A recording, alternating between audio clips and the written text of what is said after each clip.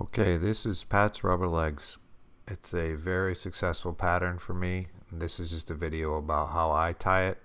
There are many videos online. Feel free to check those out. I'll just have a little things that I do a little bit differently.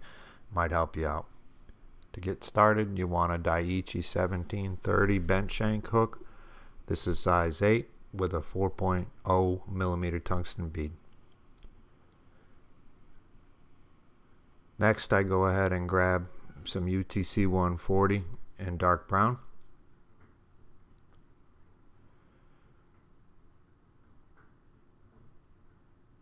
And I slide the bead back towards the vise, and then I'm going to get the thread started with a few wraps right behind the eye.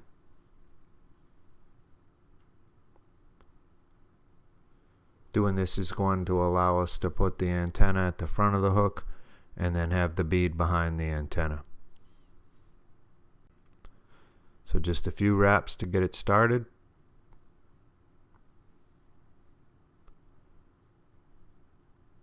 Cut that tag. And then get your antenna tails and legs material, which is barred Sexi floss. This one's yellow medium from the Montana Fly Company. And pull that out of the bag, and I cut 4 pieces off the hank in order to get it ready for the fly.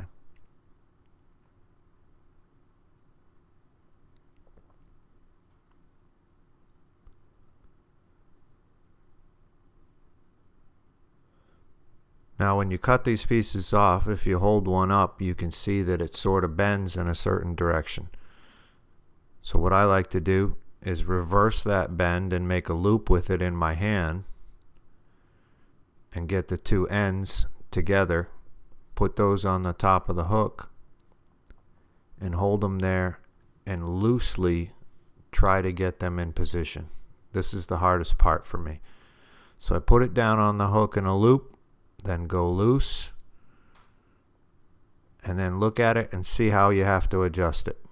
So pull one to one side, pull one to the other, and you should look for a loop sticking off the front of the hook, something like that. Then I go ahead and cinch it down a little harder, adjust it as needed, pull those back ends and trim them off.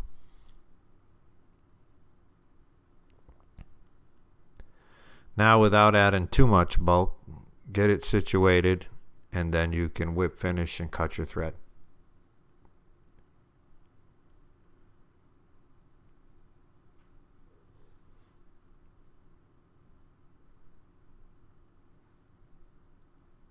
Now take the bead and bring it up after you get your antenna situated and cinch it down over the top of those antennae. It should look something like that. Next, go ahead and grab some .020 lead wire, or lead free in this case. Get about a 6-inch strip.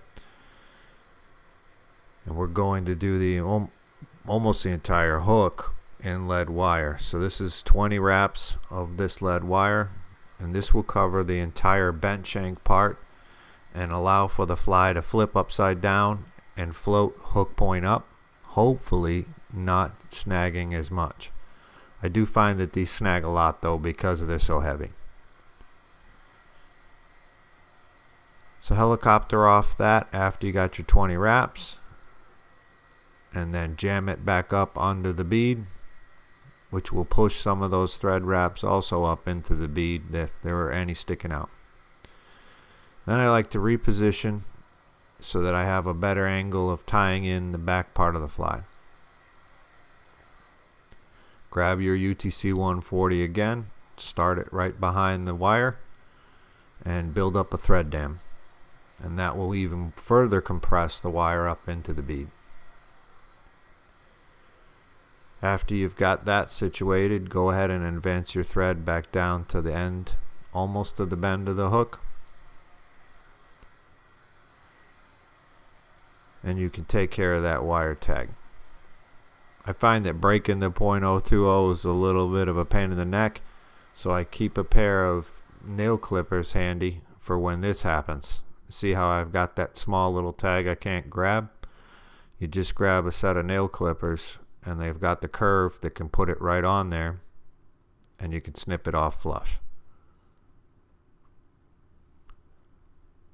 Next, you want to grab another piece of Sexi floss, and this one I just loop around the thread, hold it with some tension, and pull it backwards and angled towards you a little bit. And by doing this under tension, it'll split those backwards legs left and right pretty good. Next material is the small chenille Stonefly stipe from Flyfish Food. I use the black and coffee primarily. That one's been very successful for me and matches the yellow Sexi floss. And I just get it attached to the hook shank. Nothing fancy.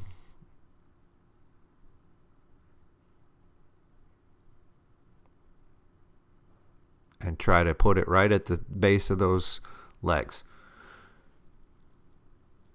Then advance the thread back up to about just below the bend and start making wraps. Now you want to try to keep it slim so it's just touching wraps until you get to your thread, and that's where our leg tie-in point will be. So right there is about good enough. I'm going to lock down this chenille and then get it out of the way. Next, grab another leg, and you're going to put this on the same side of the hook as you. Again, we're going to use the loose wrap technique and then get it situated to where we want and put a little tension on it. Cinch the back leg down, move forwards, and cinch the front part of the leg down.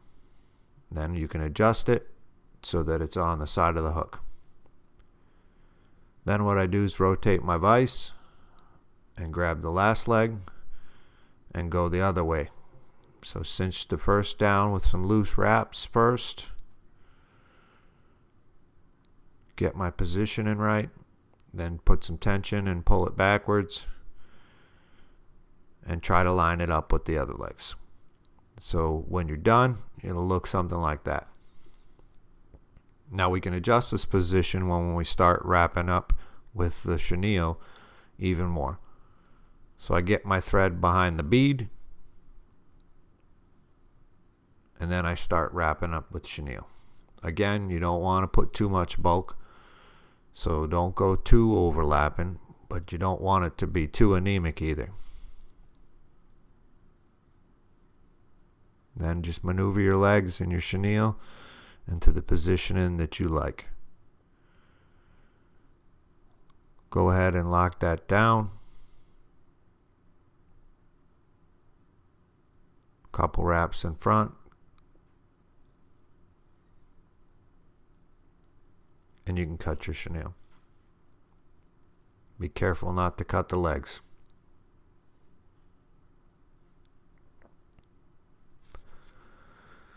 Then all we need to do is whip finish and we're done. Whip finishing is kind of a pain with the legs like this, but just take your time and you'll get them there. I like to do a 3-turn, cinch that down, and then do a 3 or 4 on top of that one, and cinch that down.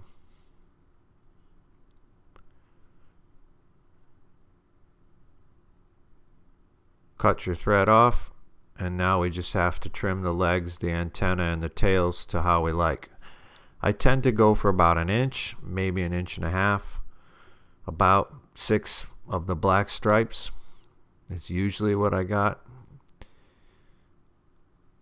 But it's all how you like. If you want more movement, make them long. If you want less, make them short.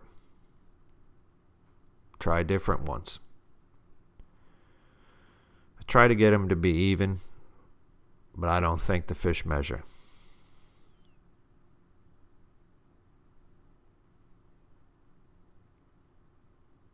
And that's it. That's how I tie Pat's rubber legs. This is a very effective pattern on any stream that has stoneflies. I tend to fish it as my anchor fly so that it's holding the rig at depth fast. Throw it on and give it an honest effort.